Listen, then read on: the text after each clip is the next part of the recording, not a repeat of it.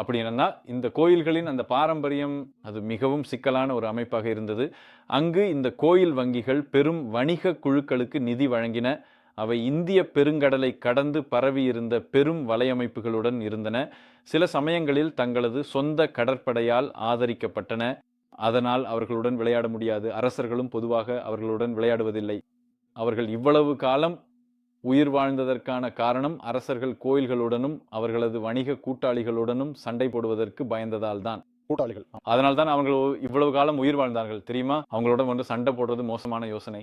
ஆனால் உங்களிடம் ஒரு கேள்வி கேட்கட்டுமா? ஏன் ஸ்வராஜ் மாநாடு மற்றும் 2047ஆம் ஆண்டு இந்தியாவின் சூழலில் அடுத்த 22 முதல் 25 ஆண்டுகள் நம் நாகரிகத்திற்கு ஏன் மிகவும் முக்கியமானவை? அது மட்டும் இல்லை, 1947 நமக்கு 100 ஆண்டுகள் ஆகும் என்பதுதான். அது வெறும் ஒரு சோப்பாதம் தான். சரி, 100 ஆண்டு விழாவின் சோப்பாதம். அடுத்த காலாண்டு நூற்றாண்டு முக்கியமானது அப்படின்ற உண்மையான காரணம் இதுதான். ஒன்று, இது நம் மக்கள் தொகை உச்சிக்காலம் ஆகும்.